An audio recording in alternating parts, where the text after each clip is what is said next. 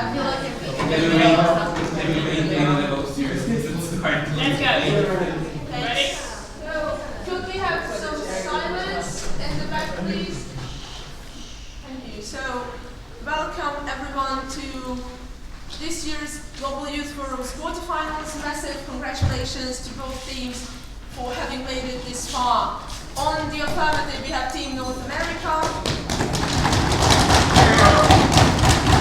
And on the negative, we have Pakistan B.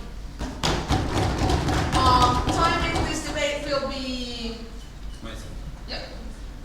You all know the rules by now. I am Esther from Hungary, and I kindly ask the other judges to introduce themselves so I don't butcher their names. Hi, I'm Davila from Lithuania. Georgi from Macedonia. There from Bulgaria. Kai from Estonia. Eastern Europe. Using her coloration bias. Yeah. So if everyone is ready, then I invite the first speaker of Team Affirmative to open today's quarterfinal debate.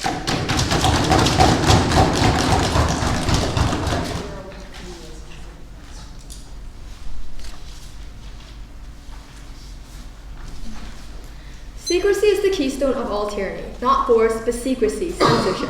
When any government undertakes to say to its subject, this you may not read, this you must not see, this you are forbidden to know, the end result is tyranny and oppression, no matter how holy the motives.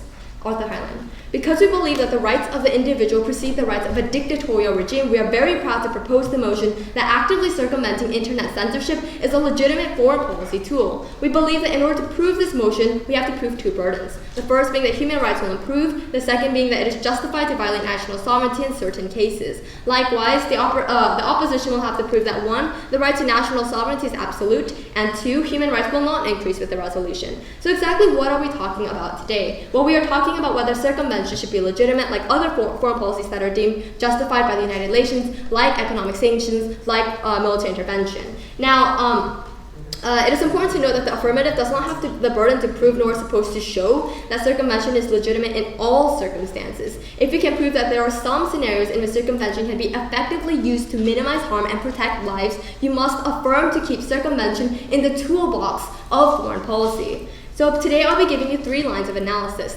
First, the problems in the status quo. Second, advancements to human rights. And 3, justifications to the violation of sovereignty. But before we explain to you exactly how to uphold these burdens, we'll define some terms. Actively circumventing means providing citizens of a nation with information previously suppressed by their government. Internet censorship, as defined by Merriam-Webster Dictionary, is it's institution that provides reading communication to leading material considered sensitive or harmful. To provide context to the resolution, however, the criteria in which circumvention will be used and will occur is in justified cases where there is clear evidence of the government suppressing the population by censoring basic information via the outside world. And a legitimate foreign policy, too, is a mechanism through which a nation is able to advance its own domestic, international objectives with no significant harm to the international community and to its population. Now, first contention is that the current system is not enough. Current problems in the status quo necessitate that circumvention be used as a tool by states. In many oppressive nations such as Iran and North Korea, the government inappropriately implements censorship to degrade and deprive their own citizens.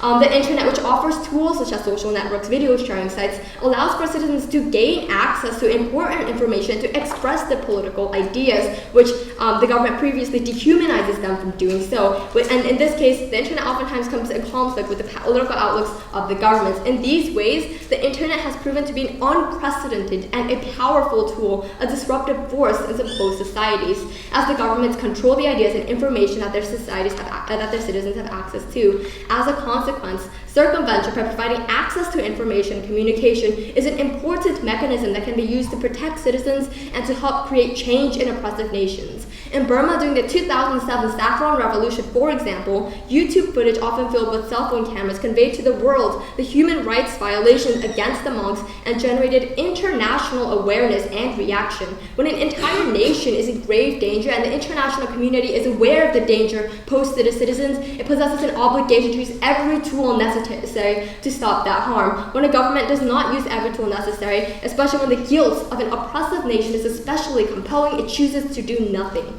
There have been many cases, such as Cuba and North Korea, which peace talks, military interventions, and economic sanctions have been ineffective or even counterproductive. And in this 21st century, with increasing internet importance, it's essential that circumvention be used as a tool. Now, our second contention is that circumvention actively extends human rights. The promotion of human rights is both a domestic and international objective. Now, these governments, it is important to understand the significance of censorship for authoritarian regimes in maintaining power. These governments use excessive censorship because they fully understand that it is a method of control. By knowing and controlling exactly what kind of information enters the population, the government can control its people. When we threaten to circumvent, we are essentially popping this filter bubble, which would result in access of information to citizens. This in turn would significantly decrease the controls these governments can have on its people, which is why circumvention by directly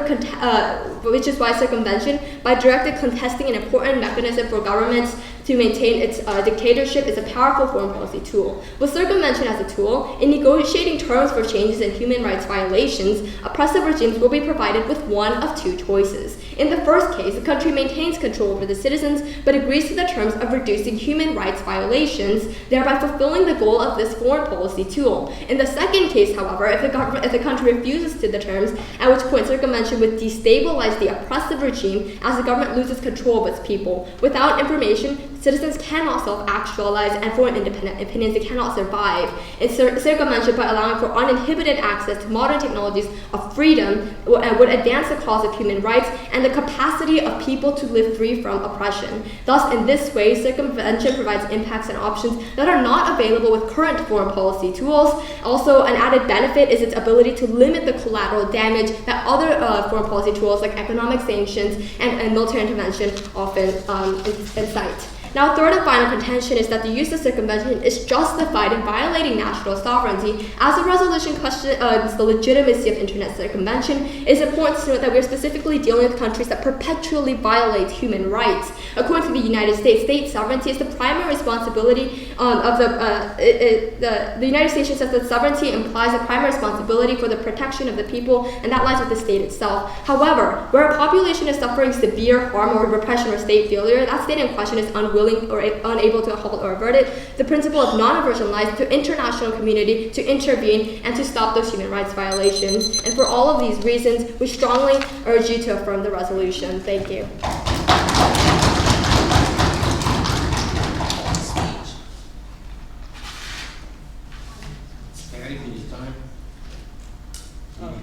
Yeah.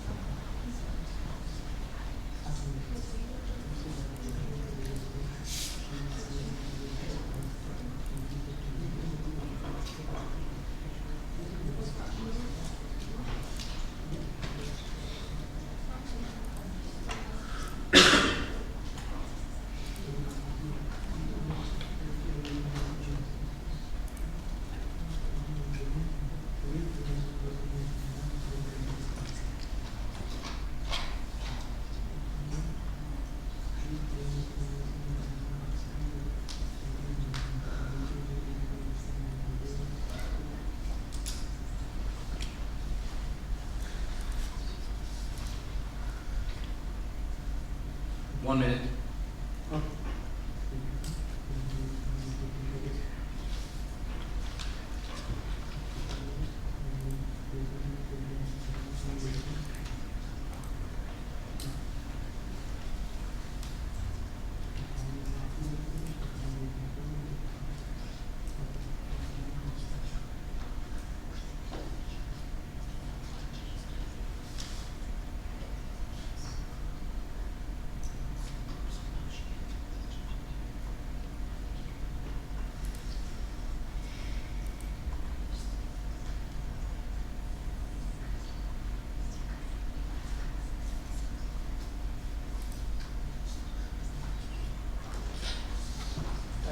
Okay, 2 minutes. And now we invite the third speaker of the negative team to pass the first speaker of the affirmative team.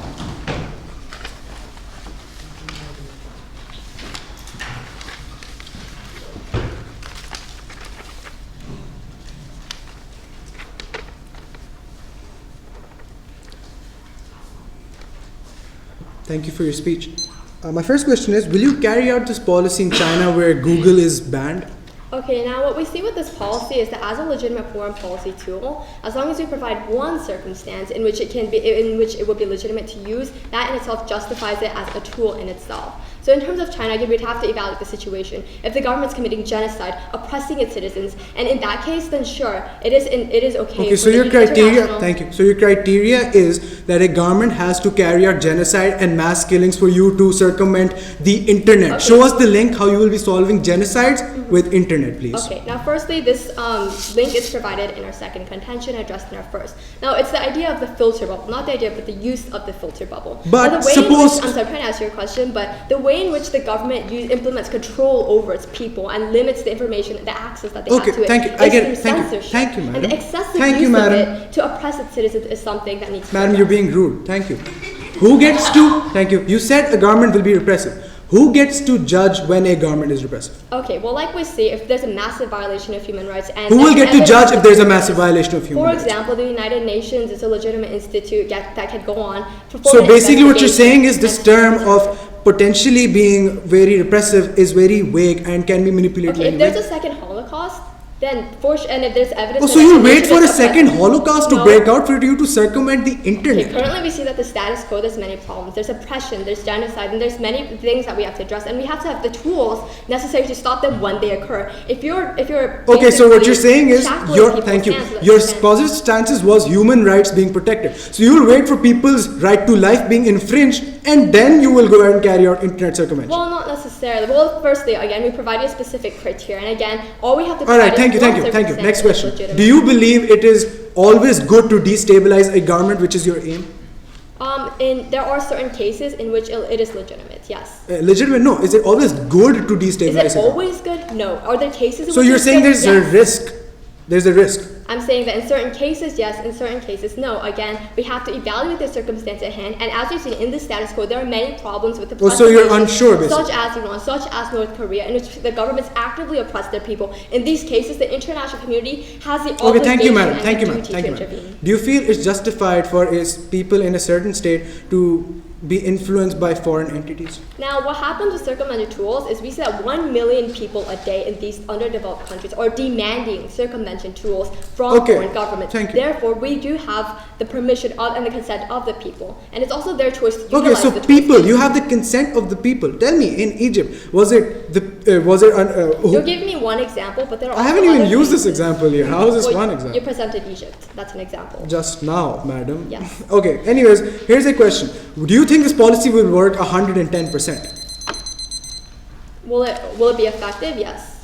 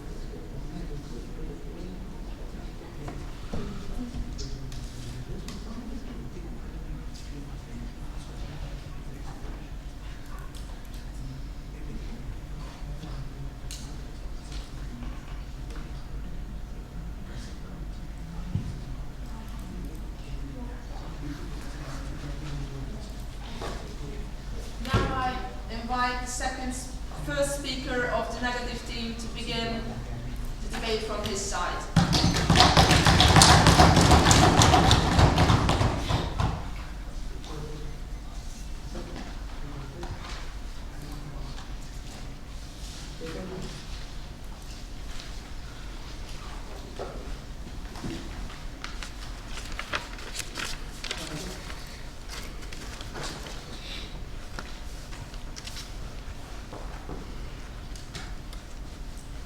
how do they plan to implement this policy?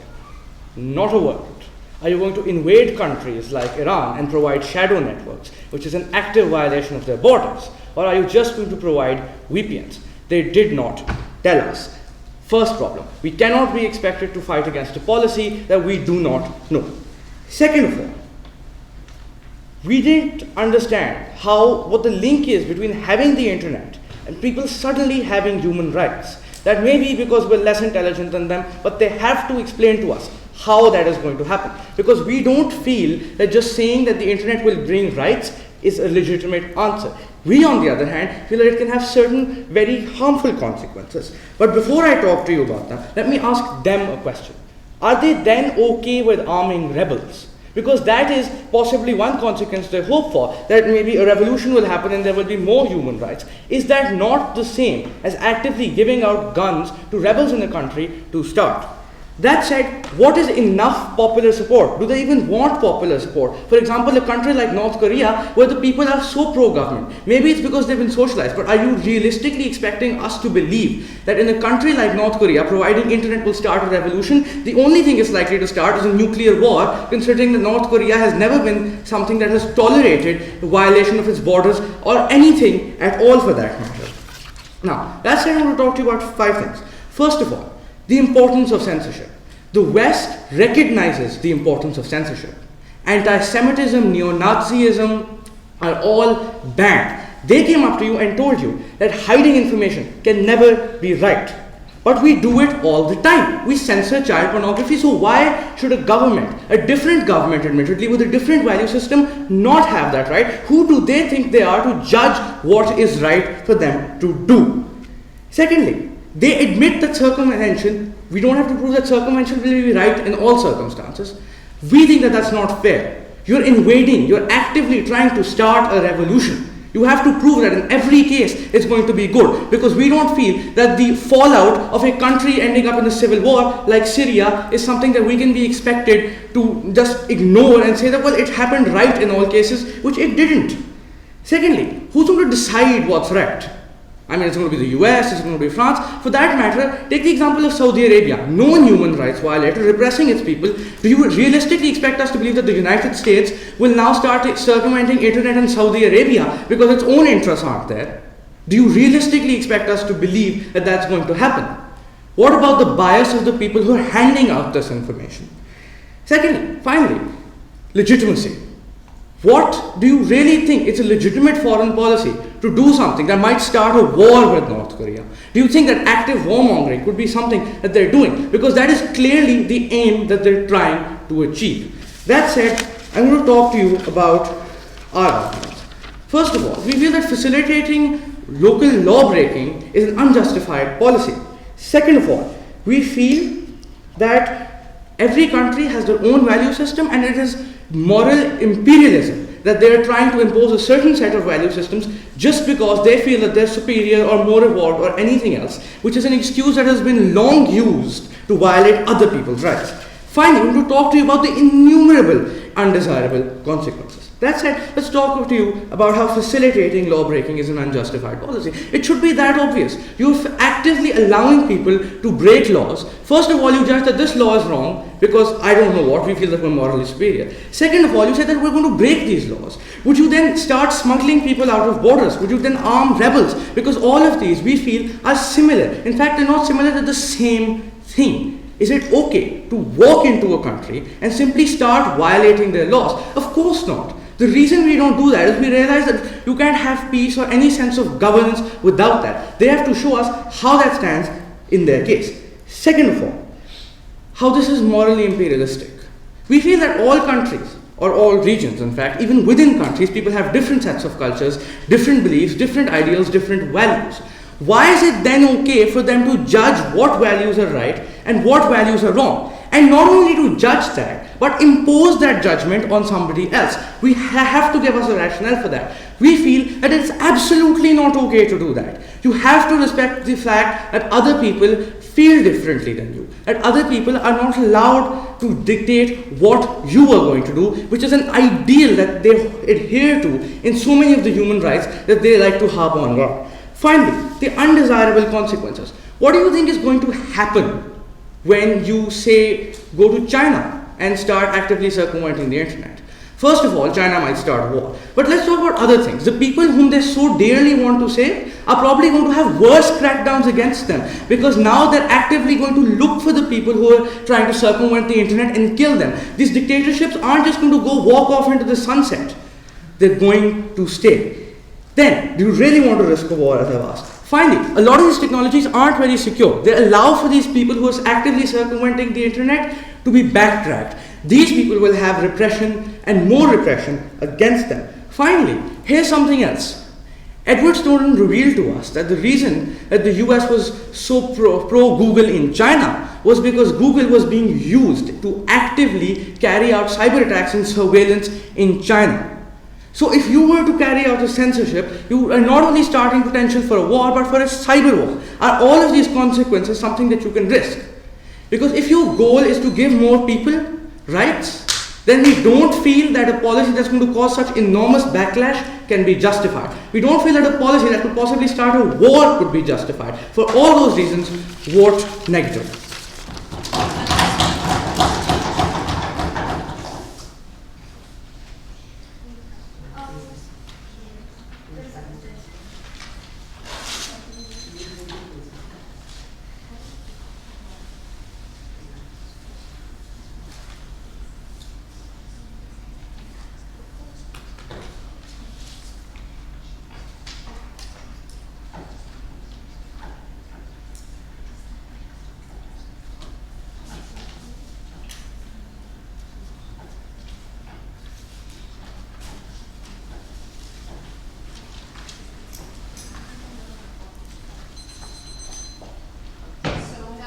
The third speaker of the affirmative cross-examine the previous speaker.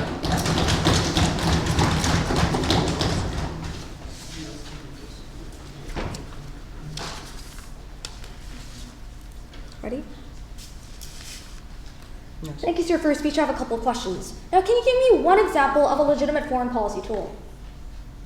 Well, they're known as foreign relations, diplomatic relations, opening up embassies in other countries, having visa Okay, all right, okay. with them. So does your side of the House believe that economic sanctions and military interventions, as supported and as legitimized by the United Nations, is a legitimate foreign policy tool? So, in contrast to that, you're saying that the internet is very powerful. Clearly something that's much more powerful than economic sanctions, if you yourself said that you want to have internet circumventions where economic sanctions haven't worked. So we don't feel that economic sanctions enter into the debate. We feel that this policy particularly cannot be sustained. All right, okay, thank you. So should the international community have intervened in the Rwandan genocide?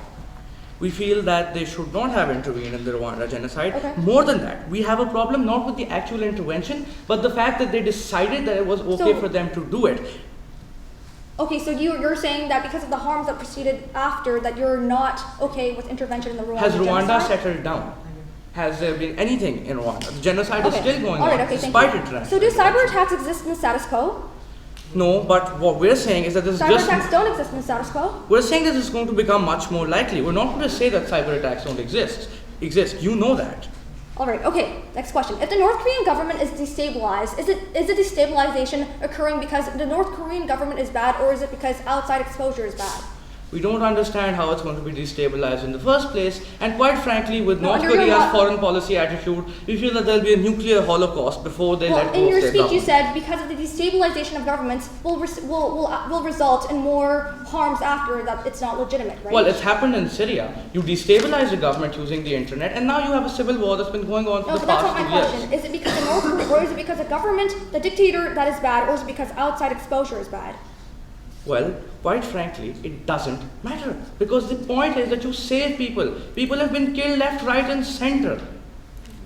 Okay, so do governments use internet censorship to control their people?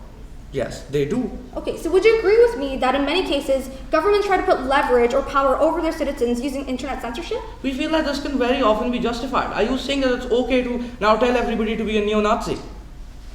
No, but is it a form of control? That's my question. Why is that control such a bad thing? Why is it not okay to say that there are certain values that we want to promote, such as not having anti-Semitism, Okay, but not having would you agree with neo-Nazism? me that this leveraging of power necessitates human rights being violated? No, we don't feel as human rights being violated. Are you seriously expecting me to believe that So- stopping anti-neo-Nazi riots is... If the North Korean government or the Burmese or the Syrian government doesn't allow its citizens to know the government scandals are happening, doesn't know that their citizens are being the most food-deprived nation of the entire world, is that okay? Yes, and clearly it's okay to start a war to resolve that, isn't it? The food-deprived people are now food-deprived dead people. Oh, okay, thank you.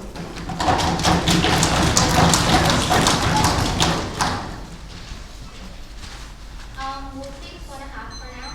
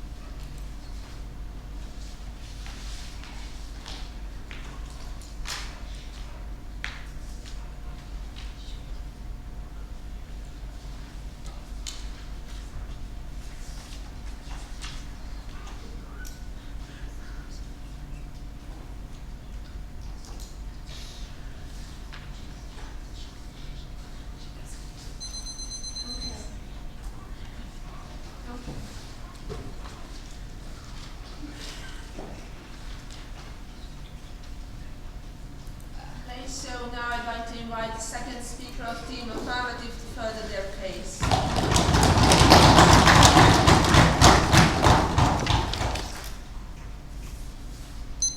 Ready?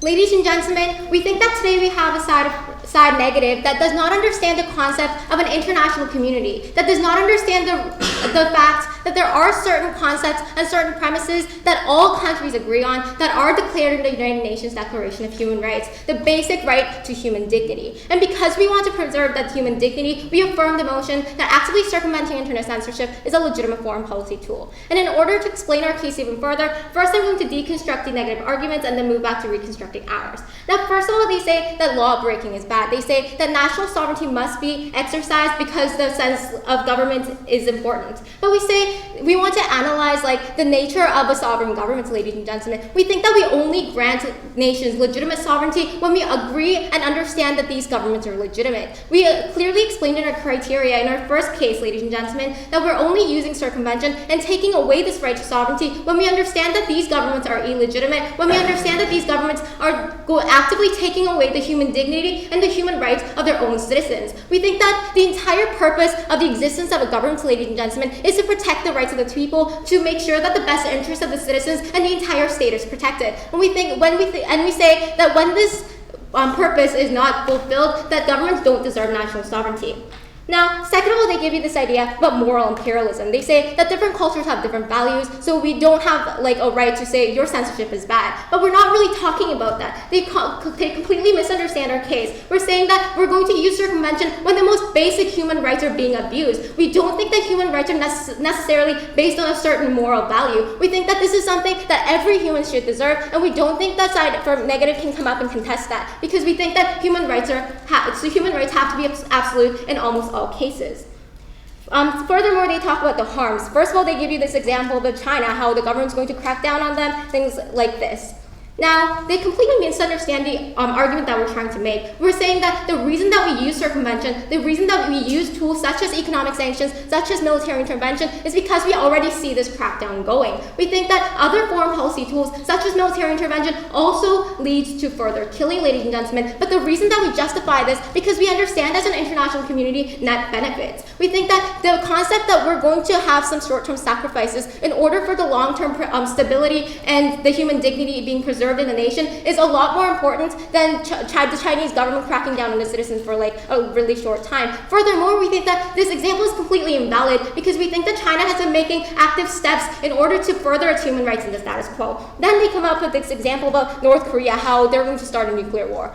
But they don't understand what's going on in the status quo. We think that North Korea has already been implemented in its nation, things like economic sanctions, but they're smart enough to know that if you start a nuclear war, not only other people will die, they will die as well. Thus, we think that circumvention is not going to lead to something as drastic as a nuclear war, because we don't think that the current foreign policy tools have been producing like another Holocaust or another World War III. Now let's move on to the affirmative case and extend all our contentions, because we don't think that we've heard any legitimate arguments as to why individual contention should fall. Now, first of all, we give you this idea about how the status quo is bad. We think that even just a decade ago, the internet was not such an essential part in everyday life. But we think that times have changed, ladies and gentlemen, and we think that foreign policy tools must cater to the needs and the values that society in the contemporary world needs. And we think that because globalization has been such a prevalent part of today's society, foreign policy tools such as circumvention should as well.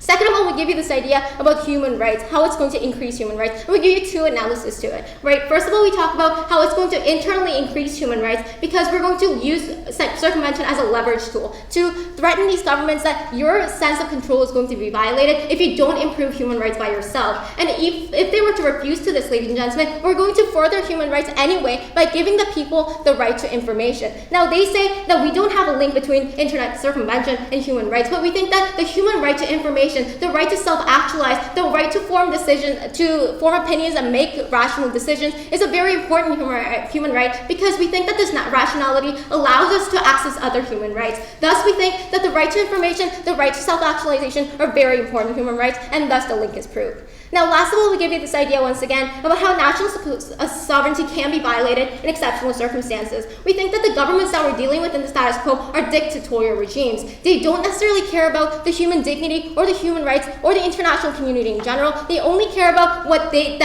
they only care about them staying in power, and we think that this is completely illegitimate. We don't think that there is a problem in taking away the sovereignty and not protecting these nations under the name of law when they're violating these exact same laws, ladies and gentlemen. And we think that this is something that's used in the current criminal justice system. If somebody were to break an international law, they shouldn't be protected under it fully either. And because, ladies and gentlemen, we believe in justice, we believe in human rights and human dignity, we beg to affirm.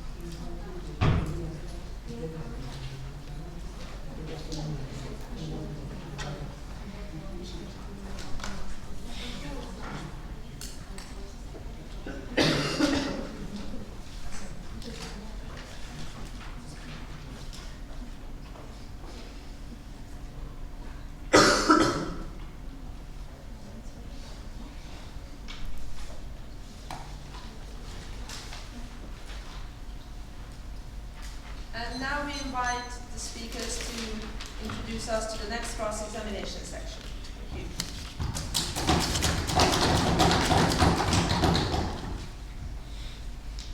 Tell me, you want to provide human rights to people. Yes, of course. What happens if a revolution starts? Isn't there a human right to living that is necessary for the exercisation of other rights? Is the revolution human rights to living? I don't really understand the question. Tell me, if there were to be a revolution, which clearly is something that you're advocating. Oh, you're saying that revolution kills people, Yes. so... Dead people don't have rights because they're dead. The problem with that question is that you completely ignore this idea of net benefits, right? In your logic, we shouldn't militarily intervene or economically sanction a country because it produces short-term harm. Right. So your net benefit, yes. Your net benefit would be something like Egypt or Syria, where more people have died because of a war than were ever killed by Hosni Mubarak, who could have been killed in another 100 years. No, we're saying that in our world, circumvention would be used in acceptable ways, in justified But it was circumstances. used in acceptable ways. Well, just because it was abused in the past doesn't mean that we can fix that. How was it abused? How was it abused in Egypt and Syria? Sir, okay. So things like military intervention, which is already legitimized and under the United Nations Declaration of Human Rights, which is already legitimized in the status quo, and you agree to that, right? And we think that those things can also be abused. Just because they're the harm of the risk of abuse doesn't mean what we level don't of human legitimize rights abuse is appropriate for a response with internet censorship? things that, I don't know, like when the control of a government through internet censorship is directly oppressing the people and taking away their right to self-actualize. But if it's so bad, why don't you just go and invade? Going and what? Go in and invade this country. If it's so terrible, Go in and what? invade in this country because you invade want to start a war anyway.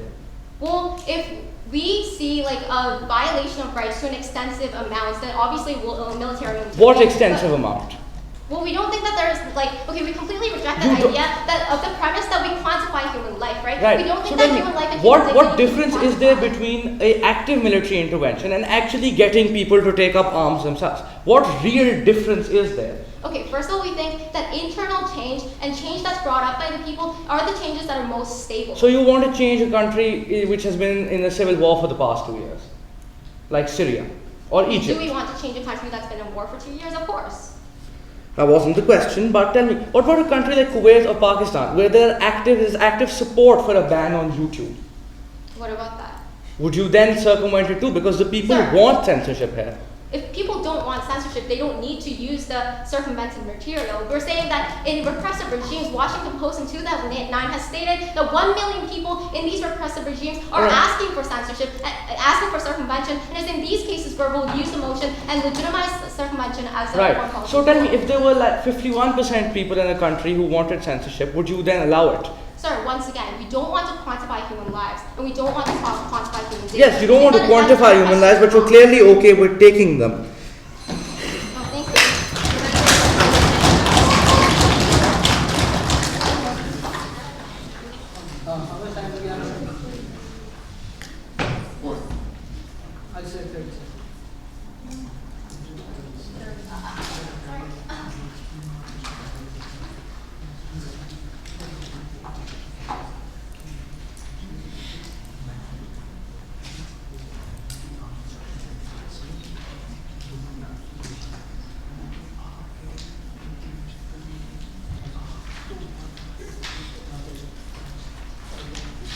So I'd now like to call upon the second speaker of Team Negative to further their case. Your field.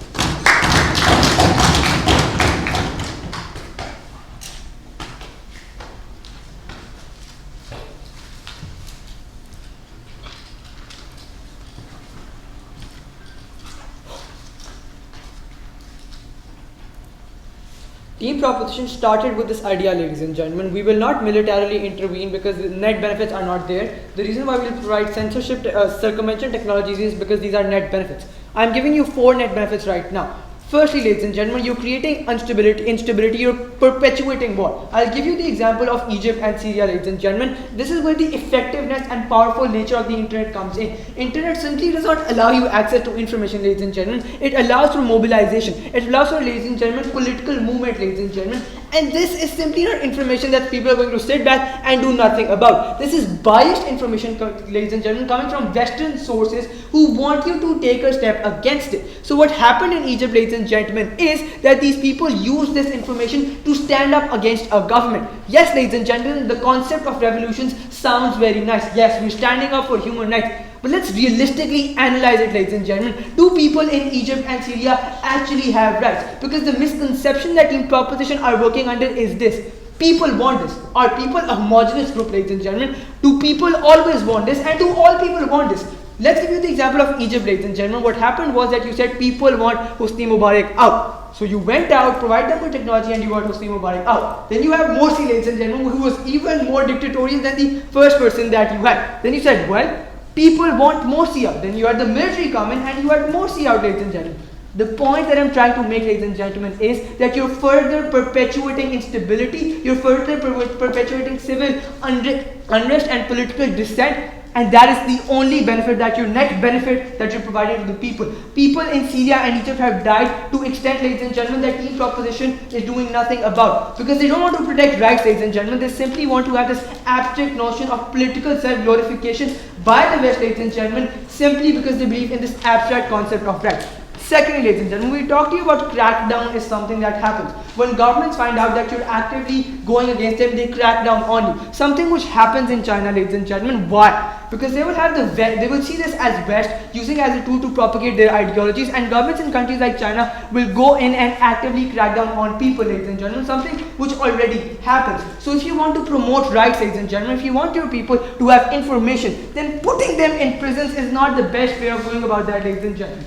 Thirdly, they said, well, this is going to be very effective. Even if movements in countries like Egypt and Syria are legitimate, you're taking away that legitimacy away from them. Why? Because you're attaching this concept that this technology, these movements are not from the inside. That people themselves don't want this change. This is a change which is supported and funded by the West. So the legitimacy that inherently existed within that movement is taken away from it, ladies and gentlemen. And lastly, we talked to you about the concept of cyber attacks. We talked to you about how governments do not take lightly to this, ladies and gentlemen. How governments are very restrictive and governments are very possessive of their own laws. Something, ladies and gentlemen, which they refuse to deal with. Now let's move on to the things that, well, they talked about. They said, ladies and gentlemen, that, well, secrecy is something that's not good and you should not have these laws. We told you, ladies and gentlemen, that all information was not always beneficial. The reason why you don't release national secrets, ladies and gentlemen, is because you realize that states have this inherent right to protect their people. So, ladies and gentlemen, in countries like Pakistan, in countries like China, the governments do have the right to ban YouTube because they feel there is a tangible harm of having YouTube, which is that it goes against its Islamic beliefs. Similarly, ladies and gentlemen, if governments in China feel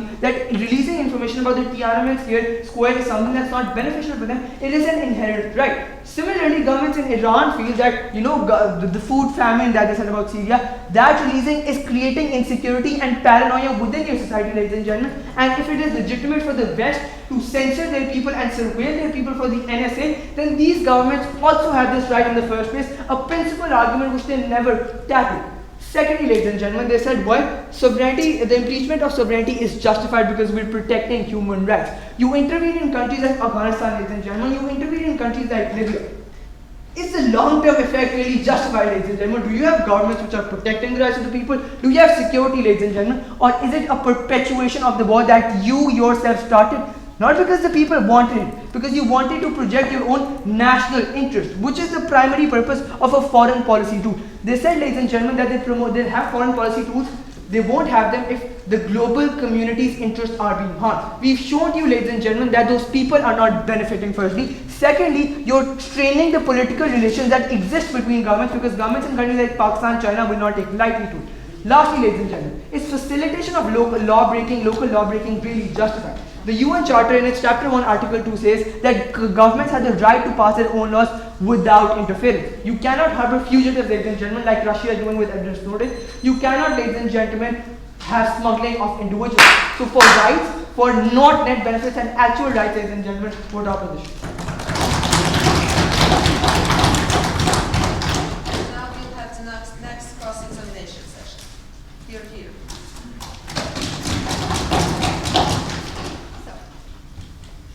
So, in the case of a genocide, what does Team Pakistan suggest that we do?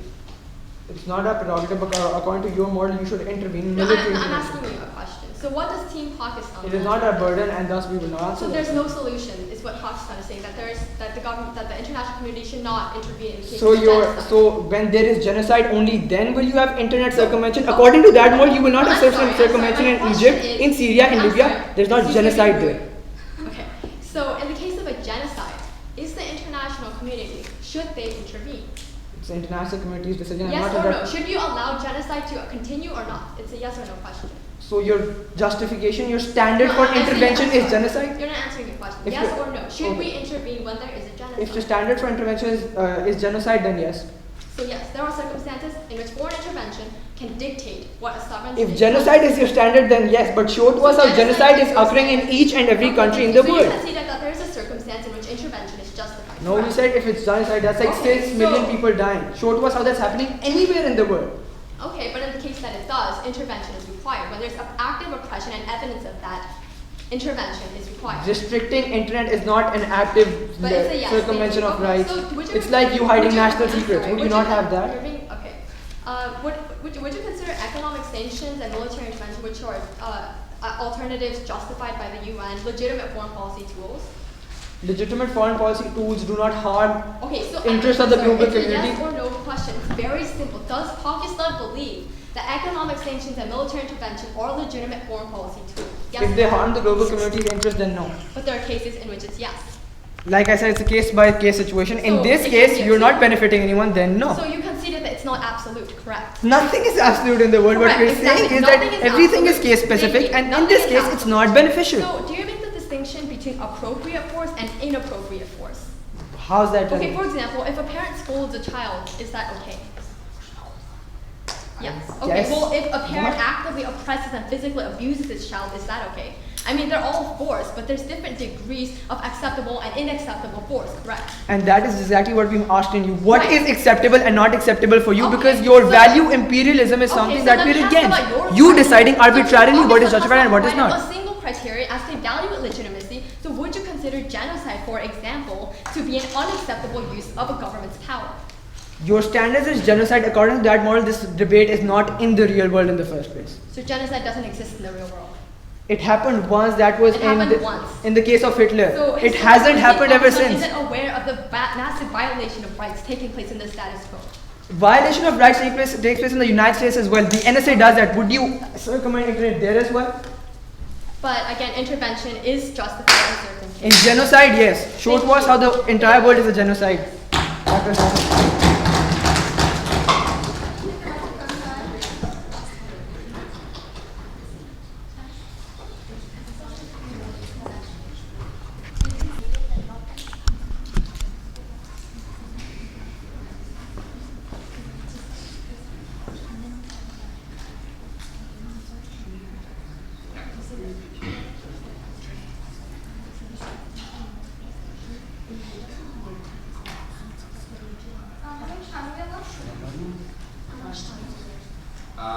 Team affirmative?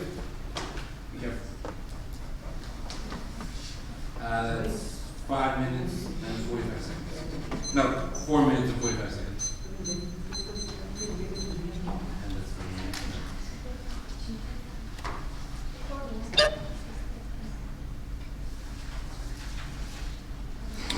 And that's for me.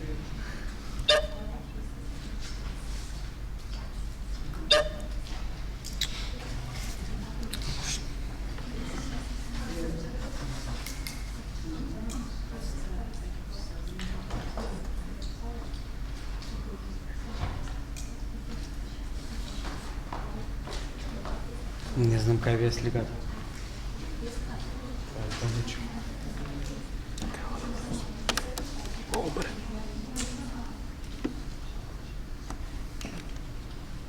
Не, не это. Не можешь рассказывать. Не можешь рассказывать. Повтори. Может, вот то она и пять, и то написать. Нема нас так.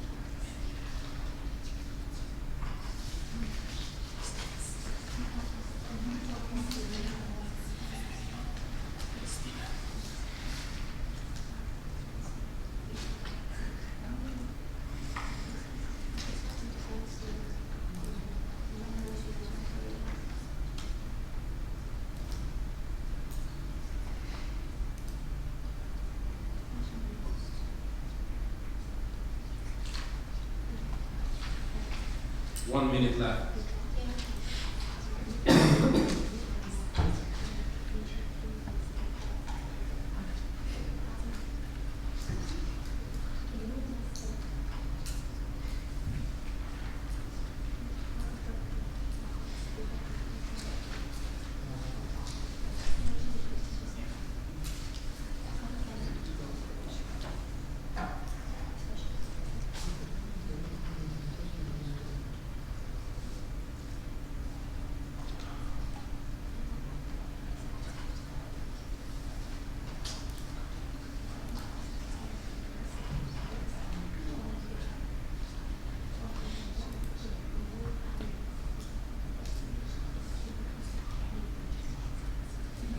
Last 10 seconds.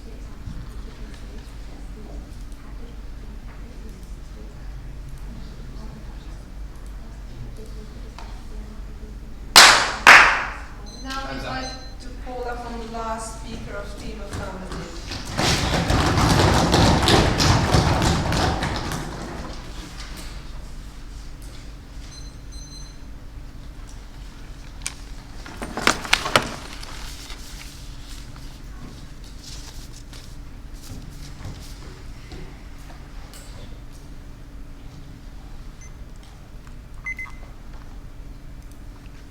Okay, ready? Okay.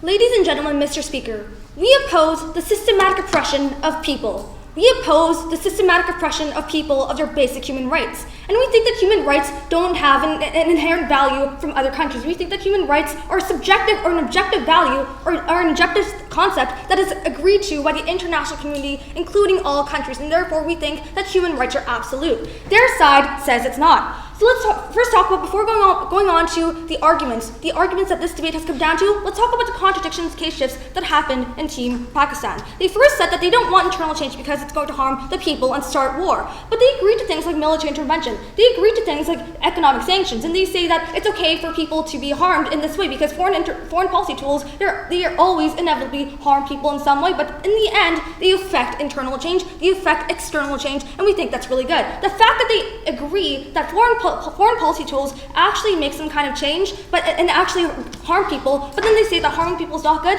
that's a concession and that's a contradiction that we think is really illegitimate. Second of all, they say things like, nothing is absolute and it's a case-by-case scenario. But then they prove the burden to us that we have to say that everything is absolute, that this foreign policy tool will work in all circumstances. We think that that's also a contradiction that's been made by Team Pakistan, and we don't think that's something that has to be accepted. So let's now go on to the arguments or the questions that needs to be answered in order to win this debate. Now, first of all, is the right to national sovereignty absolute? They say no, we say no, and they say yes. Now, for example, if countries don't respect the certain criteria set by the international community, then they should not have the right to be protected under the international law, especially when the government deprives people of its basic rights, rights like the right to security, rights like the right to food, the right to know what's happening in the world. We think that these are really important. And when these rights are not respected, the international community doesn't have to respect that leader as one that is protected under international law. We think that was a precedent set by the first affirmative speaker on our side. So on their side of the house, they're saying that they're allowing Rwandans to be ethnically cleansed, and that's okay because we have to protect the national sovereignty of that country. We think that's really legitimate. We don't want to quantify human dignity in any circumstances. We think that that actually creates a slippery slope which we want to prevent in our side of the world. Now, secondly, we want to answer, does the current system necessitate change? And we say yes, it does. So if the exposure to outside information destabilizes the government, as Side Negative was trying to prove, that it's not the government that's actually bad. It's not the government, no, it's not the outside exposure to information that's actually bad. It's the government that's bad. And that's why people understand that because they're exposed to disinformation, they have information on two sides. First of all, the information set by the government. Second of all, the information set by the international community. This is not at all biased. Now they have two stances in order to make rational decisions and now make decisions whether they want to really affect change. We think that's a decision, that's a right, that's inherently beneficial to all people and that should be inherent to all people in all circumstances. Now, the third argument is, will our policy work? And we think that, first of all, let's answer whether it's justified. We think that because the systematic oppression of people happens in all countries, happens in all parts of the world, not necessarily all countries, but many parts of the world, that first of all, it is justified. And second of all, will our policy work? Now, they conceded during cross-examination that internet censorship is a way of control over the people. We think that if it is control over the people, then therefore governments should have fewer options that will enable them to control their people. If one option is now lessened, then we think that's a legitimate way of making governments sure that they are accountable to the people, that checks and balances need to be maintained, and that there's less oppression of the people. We want to decrease the amount of illegitimate governments in the world, and by passing the motion today, we see that that's going to be true. Now, they ignore the fact that, first of all, they don't really rebut our second contention, saying that people have the responsibility, we have a responsibility to extend human rights, and this is going to extend human rights. Then they say that other foreign policy tools are actually going to it's okay to decrease human rights if we use other foreign policy tools. The fact that they made that contradiction really proves our case that actually foreign policy tools also decrease human rights. Second of all, if decreased human rights is okay in certain circumstances, if the after effect is going to actually increase human rights, then we say that this policy needs to be implemented. And we think that's a really important thing that was mentioned by side affirmative, and we try to prove in the rest of our cases. So what have we proved to you today? We proved to you today that the current system necessitates change. We proved to you today that the status quo is actually really bad, and that governments and the international community do have a responsibility using things like circumvention as a foreign policy tool in order to extend their case, in order to make accountability and checks and balances more prevalent in the international community. We proved to you that national sovereignty is not absolute in all certain cases, because if national sovereignty were to be absolute, then we would have nothing like the international law, like things like international law dictating human rights. So because we have shown you today that the current system necessitates change and the rights of the individual must precede the rights of a dictatorship, we are very proud to affirm. Thank you.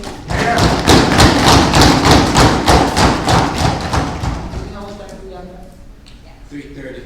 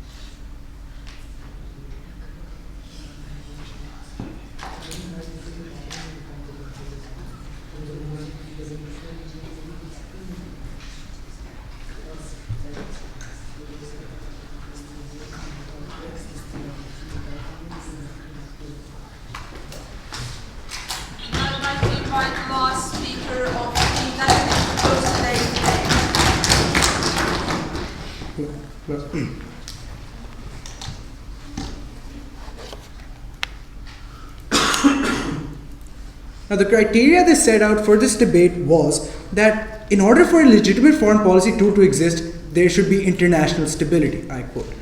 Second, they talked to you about human rights and how they're very important, how they need to be upheld with the utmost importance. We'll be proving to you how human rights will not be upheld.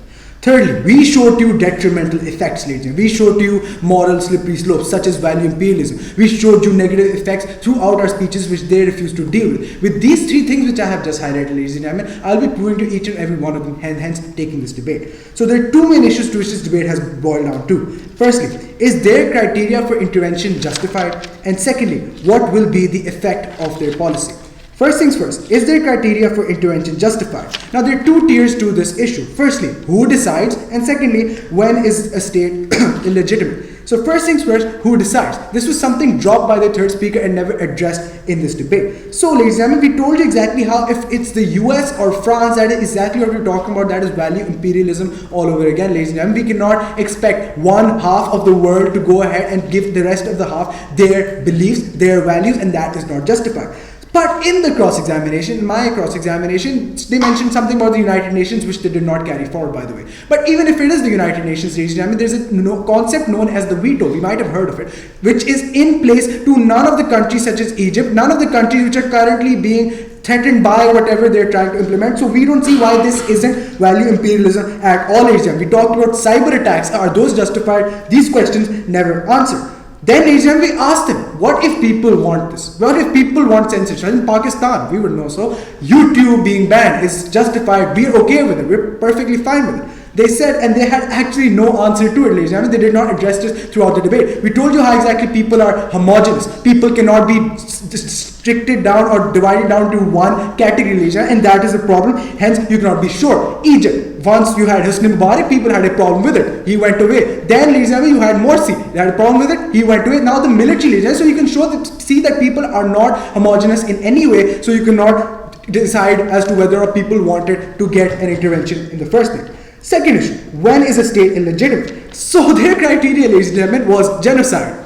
Two examples.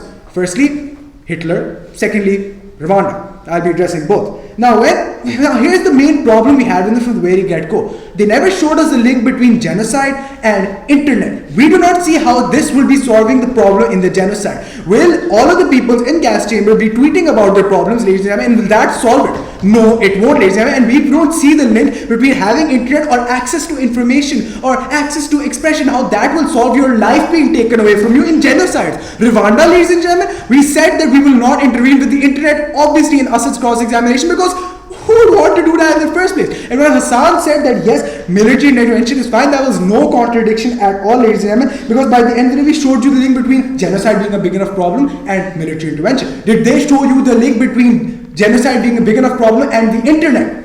No. Hence this issue, ladies and gentlemen, goes to us as well. Secondly, here's a case shift. In the first speaker speech, they said human rights are not given. Second speaker speech, they said basic human rights are not given. So we asked them, China doesn't give you Google, will you intervene? They had no answer to it. Saudi Arabia doesn't let women drive, doesn't give them the right to choice, will you intervene? No answer to it. Hence, ladies and gentlemen, showing to you exactly how by the end of the day, human rights being given is a very subjective, manipulative, and a very, very, very vague term to use in order for you to go ahead and have this policy. Now, secondly, what will be the effect? We told you about four things. Firstly, destabilization. Is that good? We told you exactly how in Egypt's example, there will be problems, and we're not okay with it. We told you they said outside exposure is the key thing, ladies and gentlemen. Outside exposure will show you how exactly the government was bad. The government, ladies and gentlemen, even though it will be bad, the next government may never be good. We have no assurity of that. And here's what they told us. They said, well, nothing is absolute. Hassan conceded to it. We win. No. We told you nothing is absolute. We know that. But if your guarantee doesn't work, there will be bigger harms than if our guarantee doesn't work, ladies and gentlemen. And this is where we told you exactly how the harms are too high. We told you secondly about wars, about exactly how their main tagline was to justify legitimate foreign policy too, with no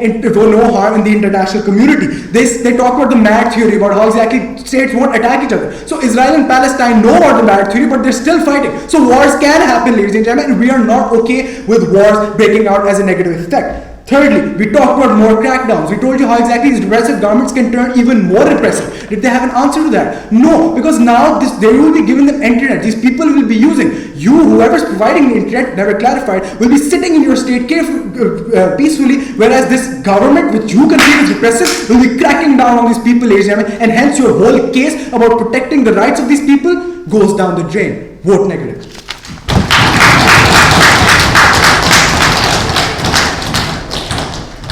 Thank you for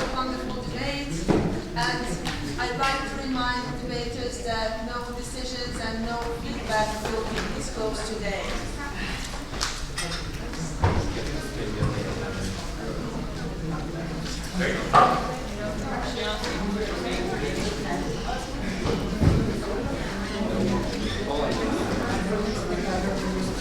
Otherwise, you're welcome.